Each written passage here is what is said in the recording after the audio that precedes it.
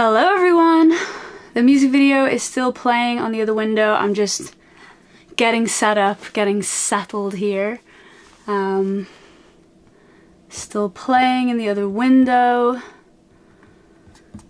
Oh, my heart's going, guys! Oof.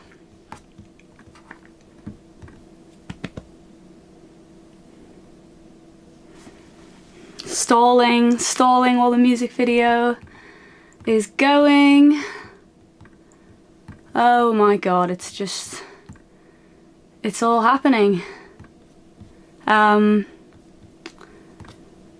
Brilliant. Okay. Looks like we're good. Let me know if you can see or hear me. It's looking all good here. Hello! Hello! You know? Okay, I'm getting comments on the hair, so I'm going to assume that the video is working, and I'm going to hope that you can hear me. Perhaps just let me know in the chat. There's a bit of a delay. Loud and clear! Bam! Full credit to Alex, who's sitting right behind that door, who helped me set this whole thing up.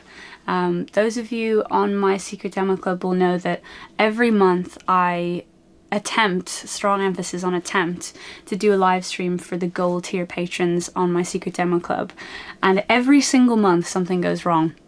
I've made it as simple as it could possibly be, and yet something always goes wrong, to the point where it's getting kind of impressive. So in the strive for BBC quality broadcasting, Alex has come and helped me. I'm borrowing Dodie's camera, and you can see and hear me, and what a time to be alive.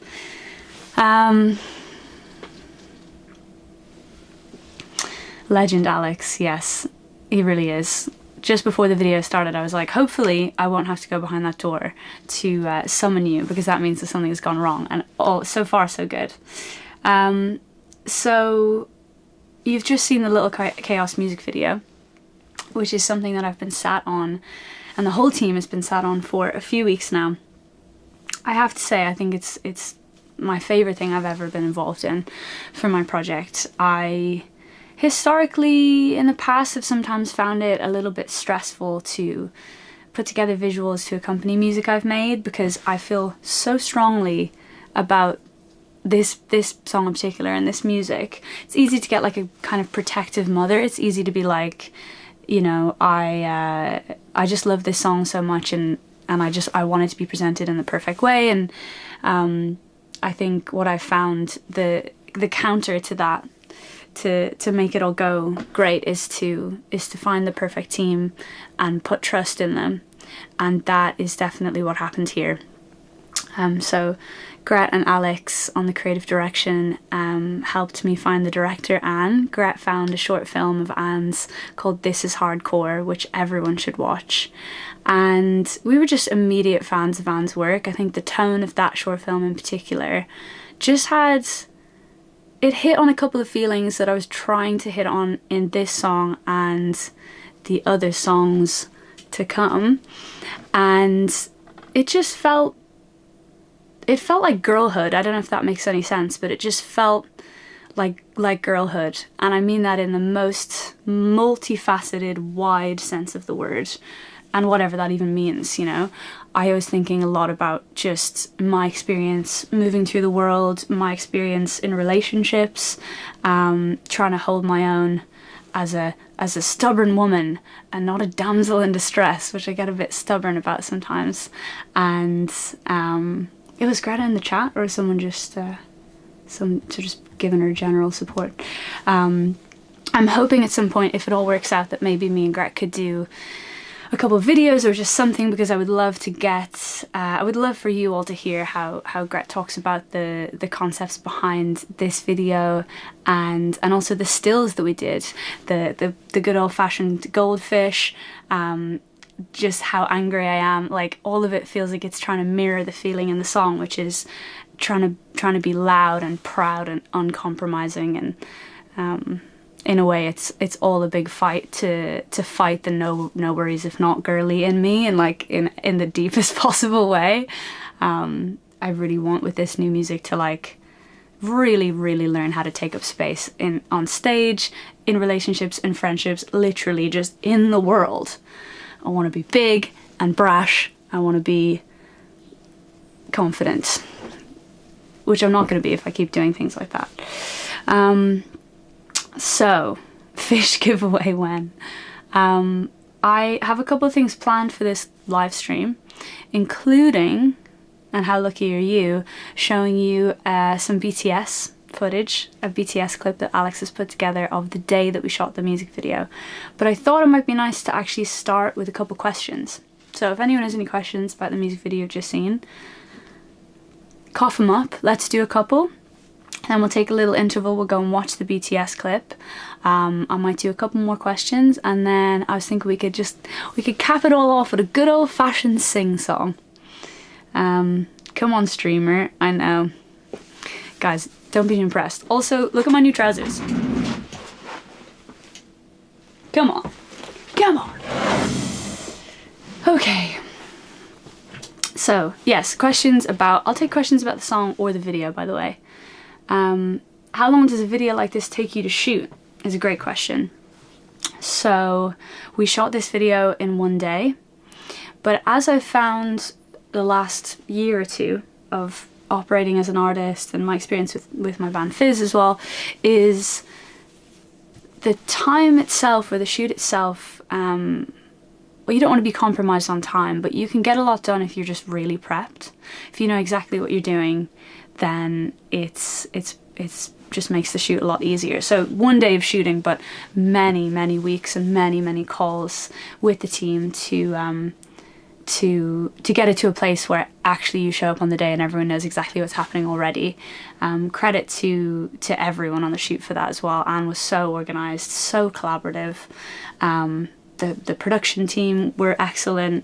Again, just nothing is left to chance. Everything from the outfit I'm wearing to what the makeup might be like is all discussed and decided in advance, and that really does make the shoot day run a lot smoother. Without that, you'd need multiple days if you were just kind of blagging it.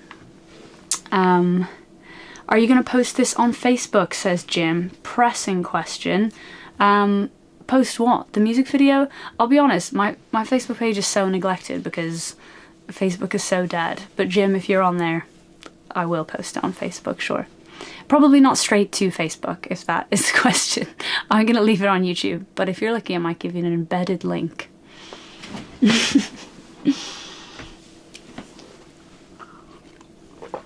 Two Orlas in both Dis and Kiss Your Face Forever. Am I sensing a theme for OG2? Yeah, the theme is total narcissism. So actually, it's a little bit not super easy to pick up on the first time, but maybe you can, I don't know, go back and watch it again. There are actually multiple me's in this video, multiple alternative me's. There's like the main me, and then 3 auxiliary me's, all meant to sort of mirror different emotion, different sides. Again, this thing I said of like, it's about containing these multitudes and pushing them all to the front, honouring them all. So there were a couple of different me's, all shot with slight kind of styling and makeup differences. And of course there was another me in Kiss Your Face. That was much more of a binary feeling, like battling internally between loving someone and being kind of stubborn about that, and this is a little bit sort of wider than that. But yes, there's multiple me's. Is it a theme? Not intentionally, to be honest. It was something we picked up on before we shot the music video, and we discussed whether it would be like a worry or a cool thing that both music videos had multiple me's. Was I worried that everyone would think I was obsessed with myself? A little. But in the end it wasn't really a concern, and actually I think totally mirrors so many of the themes on this album. What? Yeah, a lot of it is about all the feelings that can coexist in you at the same time, and knowing that they're all valid, and they can all just kind of sit there and coexist. They're not competing for space. We're not one-dimensional as people. We can feel so many different ways about the same situation or the same person, same relationship in this case, and all of them are valid, and I want to honor all of them. I want to look at the same situation from like 15 different angles. That's what's interesting to me. So is the multiple me's a theme? Somewhat, not intentionally, but in a way it is across the music. Someone says, Jeremy says, what was your writing process like for this song? Good question. God, I feel like I'm in Blue Peter. Thank you, Jeremy. So the writing process for this song, I'd love to do a proper video about it at some point because it was really a fun process and I have absolutely zero footage of me doing it. How it worked was I went down to Middle Farm, which is a studio in Devon where we recorded such hits as Woman on the Internet and The Secret to Life by Fizz.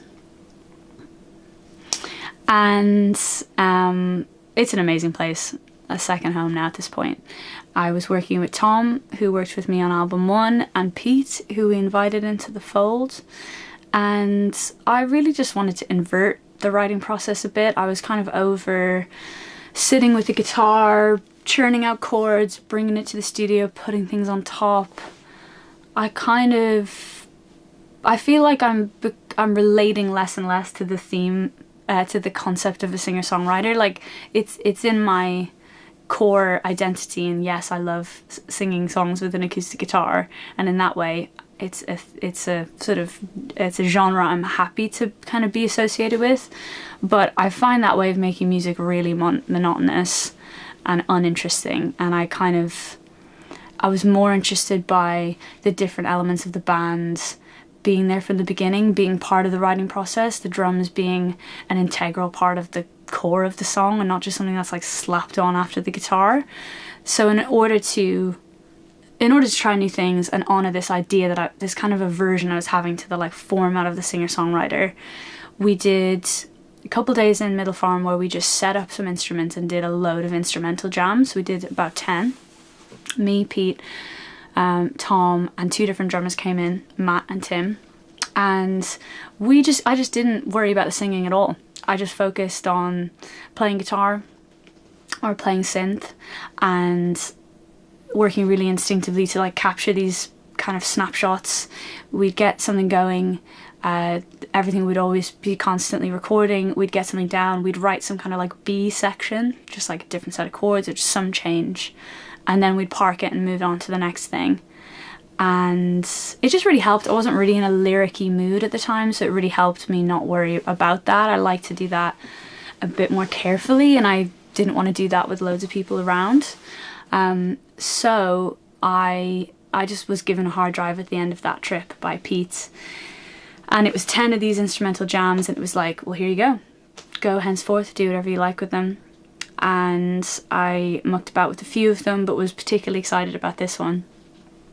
And so I got it back and I brought it into this here room, my humble studio, and just spent a day hacking away at the stems, carving it into like a rough arrangement, and then I just wrote a top line on top of that. And most of the sections we had like bits for, and some of them, like the middle 8, I had to just put in new information, so I kind of slapped on a bass line in here. But so much of it was there. And it was so interesting to see what writing with all that stuff from the beginning did to the DNA of the song. If you hear the song, which you can do, available now on all good streaming services, it's all kind of connected. So the drums are going and the vocals going, pick me up, take me home, turn me off, turn me on. So yeah, what I'm interested in by inverting the process is like bouncing off different things and seeing how it changes the fundamentals, and that is like a melody I never would have sang if those drums weren't there from the beginning. So that's what excited me about that way of doing things. I really love this because it's so serious. Are we not going to talk about the goldfish? Are we not going to talk about the goldfish? We can talk about the goldfish, of course we can. So, one of many amazing things about working with Greta is that we have known each other so well as best friends for 10 years. And when you know someone that well and for so long, you know all these stories from their past, all these anecdotes and all these kind of, all the past history, even before you knew them, it all just gets kind of hashed up at one point. And for whatever reason, I told Greta this story before we started working on the album about, I don't even think my dad would remember, but it's a visceral memory for me. The very first time I told someone to fuck off was my dad. I feel like I was about 12, I can't be sure. And you know, you're just young enough that you're trying a word out in your mouth just to sort of see how it feels. And you're trying to like be your own person, and you're kind of reaching that like stubborn teenage age. So I do not remember the context. It was something like I was at this kind of family fun fair, Catholic church vibes, and my dad was like, it's time to go home, and I had won this goldfish and it was in my hand, and I just like looked at my dad and I was like, fuck off. I had this goldfish in my hand and I was talking to Grant about it, and in, you know, the way her mind works with visuals is like nothing I've ever seen. It's so special and amazing. And I think she just logged that story, and then a few weeks later we got to talking about the themes of the album and some themes and props and kind of emblems we could bring into the stills shoot. And this idea of the goldfish came up as part of an idea that Gret had about a setup where I was just entirely overstimulated. Headphones on, hair stood up on end, crayon in my hand, I've been writing on the wall, I've got too many clothes on, I'm sunburnt, and I've got this fish in my hand as a nod to that story. And I just thought it was brilliant. I just thought it was such a extremely niche in-joke from my past. And oh no, you got an ad. I'm hoping that it comes back after.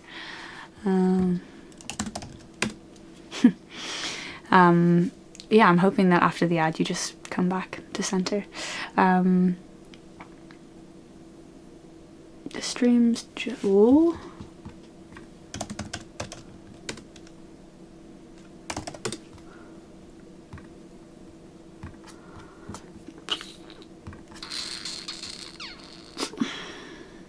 Oh, this is bad. God, it was all going so well.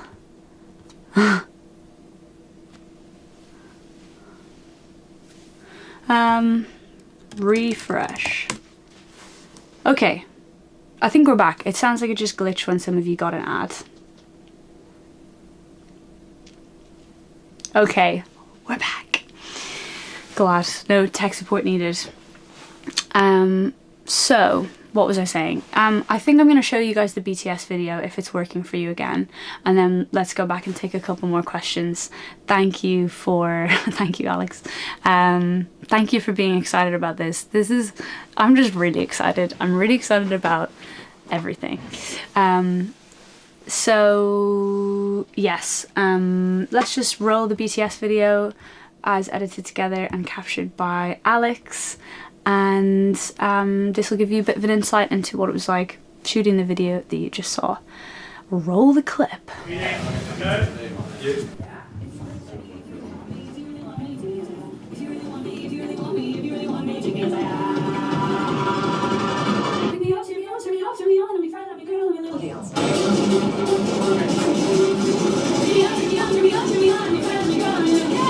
I was so focused. I was like, do not fuck this up. Yeah. So welcome to the set of the Little Chaos music video. And here's the most unhinged wallpaper you've ever seen in your life, of which there are many different kinds in this house. Yeah, it's been an amazing day. Everyone's been incredible. So much like attention to detail in this video. So many Easter eggs. Look at this lighter. Give it up. Okay. I feel like I was so lucky to work with the dream director. But don't lip sync yet. So just look back. Yeah, you're scared. Ooh. Then you look at camera. I think we're just waiting for the fish. Yeah? Yeah, I think let's do one with a small Mika. bit. Yeah, let's do it. This video is about me containing multitudes, but also all the different things that you can feel about the same situation and the same person. And so there's a normal me, a main me, and then there's 3 auxiliary me's performing with different moods. And I'm really interested by the fact that you can feel many different things about the same person or the same situation. I think we tried to explore that in this video. Everyone was incredible. Jed, the DOP, big up, just getting it right. The lighting was incredible. Greg on the prop, Erica on the styling, and Francesca was just top tier. So I am one happy girl. Top tier. And I like to burn things.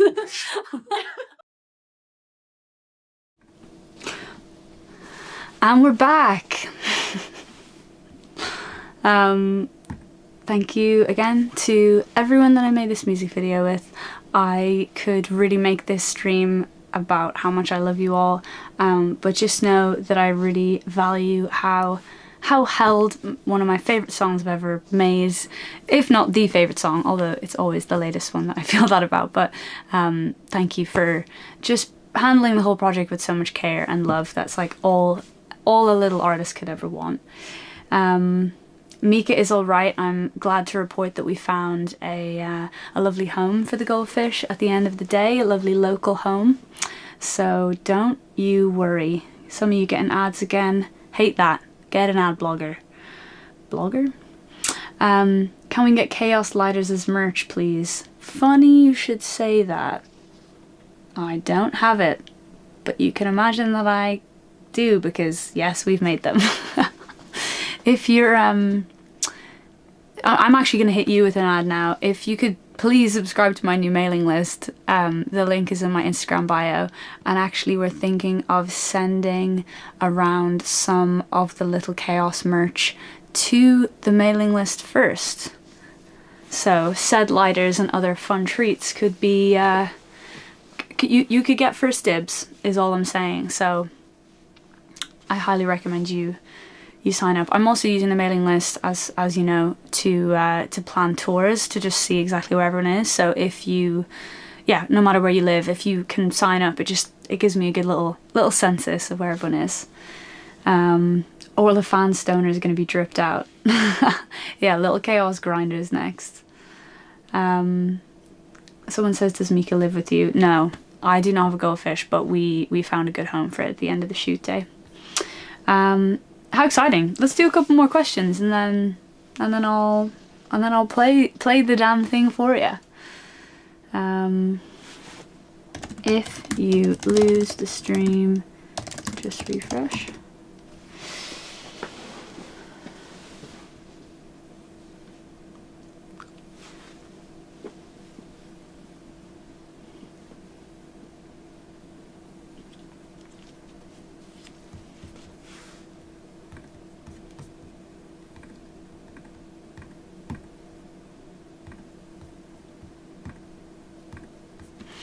Okay. Rosalie said, can you talk about the trust fall? I would love to talk about the trust fall. Yeah, we wanted a big climatic moment for the biggest drop of the song. Greta, amongst doing many other things in this music video, was very kind to be up for being my stunt double, and the hairstylist Massa, who also did the stills shoot. So that picture of me, I'm like super angry and I've got my hair sort of up like this. He's amazing. Like, he goes above and beyond. On that shoot, he was using a balloon. On the music video shoot, he made an entire replica wig of my hair, which is kind of it's a somewhat niche do, I would say. I felt bad in that moment for not just having a just straight cut. He made an entire wig for Gret to make in order for us to do the trust fall moment and a couple of the moments other than in the music video. And yeah, I think conceptually, it was a lot about these different versions of me interacting and, I don't know, becoming friends with each other, leaning on each other, not just a whole embrace. And I feel like a trust fall is such a visceral, charming primary school way of just showing complete trust.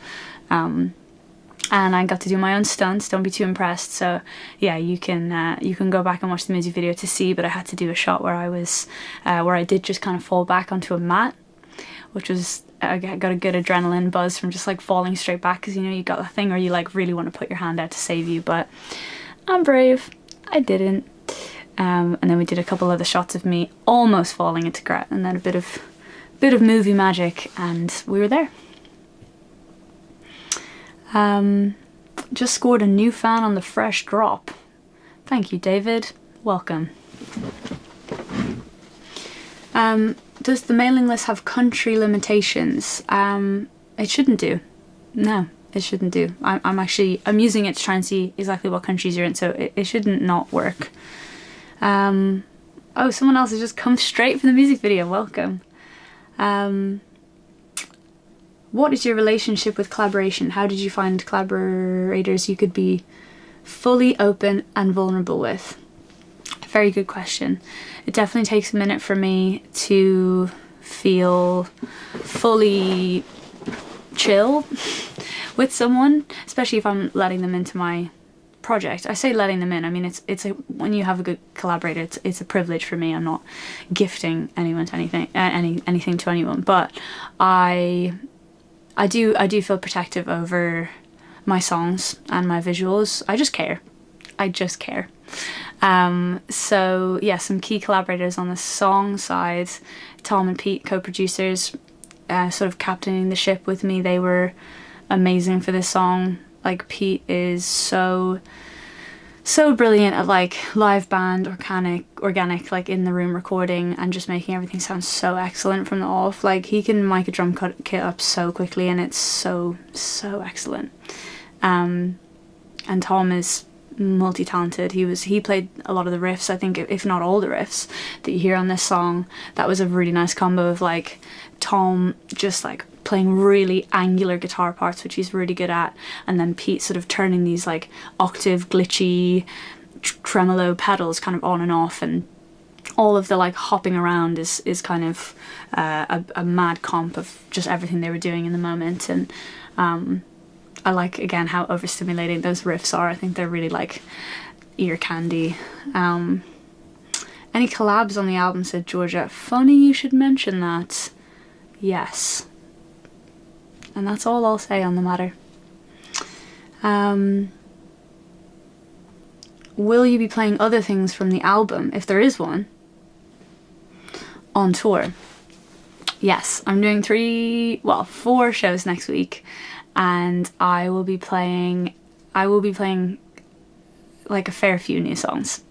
Yeah, I'm gonna squeeze in as many as I possibly can. We've rehearsed a lot. I'm really excited. You little tease. Oh, come on. I've got to leave a little something to the imagination.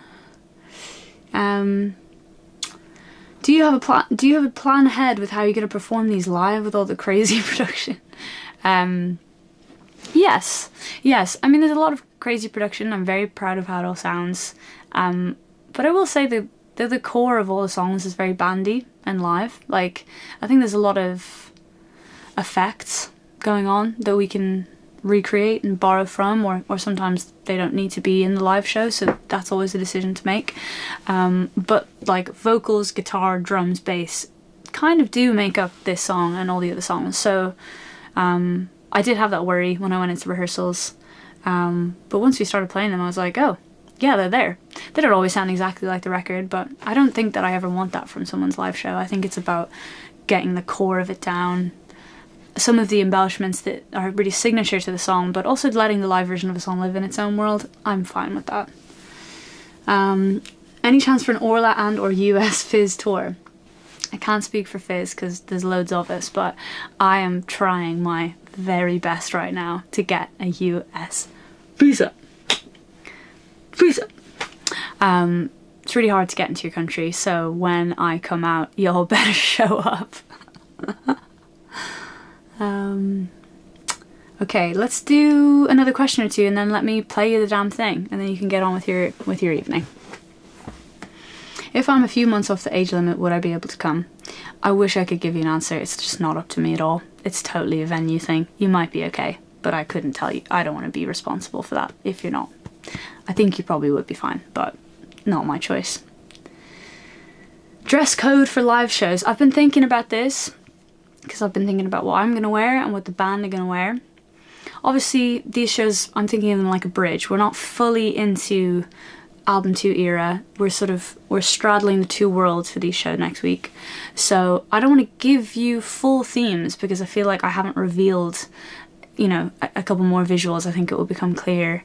But I did think that maybe the theme is just, maybe in the theme of Little Chaos, to just be a braver, the bravest version of how you usually dress, you know? I don't really want anyone to like play pretend, and I mean, if you want to come dress like a hot dog or something, like, go nuts.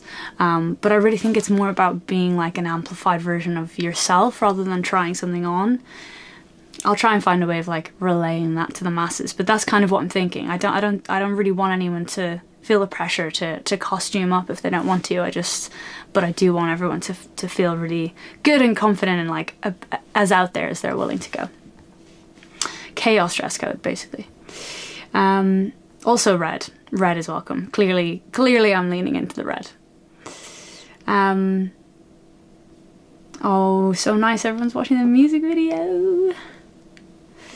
Wow. Themes for the album tour. Yeah, so these shows I'm doing next week, to be clear, are not the album tour. These are warm-up shows, and these are a chance for me to get back into playing live, test some new songs, and just kind of warm back up. But there will be a lot more shows to come in as many territories as I can possibly manage. So you'll have to wait a bit longer, but yes, these are just me kind of defrosting. Are you going to tour in Europe outside of the UK? Almost certainly. Almost certainly. It won't be for a while, but it will be. I will, yes. Where are you? Where do you want me to come in Europe? Would be sick if you drop themes with mood boards for the album tour. Yes. For the proper album tour is so down. It's giving Chapel Roan. No, not Mick. Not Mick in the chat. You must have great parents. Let me just get a little screenshot of that. I do have great parents. It's why I'm so intelligent and witty and humble. Okay, let's end on this one. What was your favourite line to write? The middle 8 lyric is, if you really want me, take me as I am. And sometimes a lyric and the music or the chord behind it, it just gives it like a different mood. And I think that line over a minor sad chord is quite sincere. But as you'll hear in the song itself, and I'll play it for you in a sec, it feels like something of a meme over the chords that I did pick in a way that I totally like. I think it gives it the like bratty, cheeky thing that I was after. But it's like, that's just one of those moments where it's like the line and the music just kind of do the thing together. So probably that line. Any chance to get the vocal stems for remixing? I actually have thought about this. I've thought about putting the stems of this song and maybe some songs to come up on my Secret Emma Club. I would just need to get some permission from the producers, but I think that would be really fun. But if I do it, that's where it will be.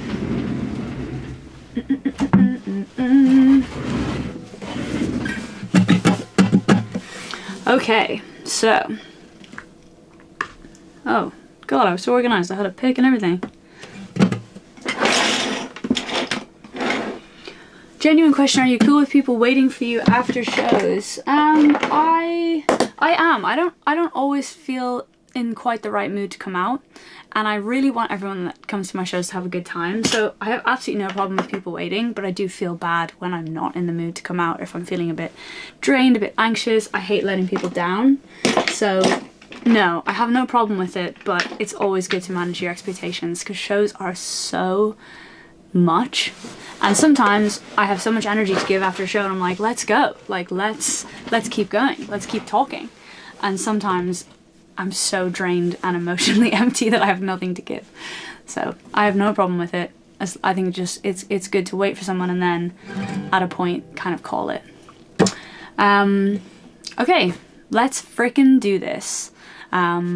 This is the synth that the whole song started on, but obviously it will sound different in this, but we can deal with that.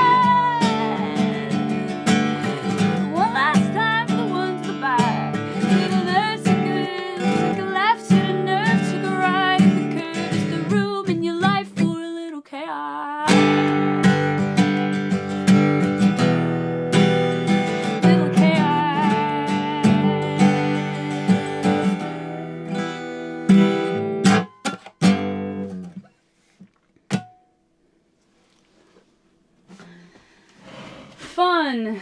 Different, but fun. Okay, I'm gonna leave it there, guys. Thank you very much for tuning in, for all the questions. I'd like to do this again because you all had so many good questions and I could just talk to you all for like 24 hours in a row very easily. We are so back. We are so back. And it feels good. And I'm very grateful for you all welcoming me back into this brave new world.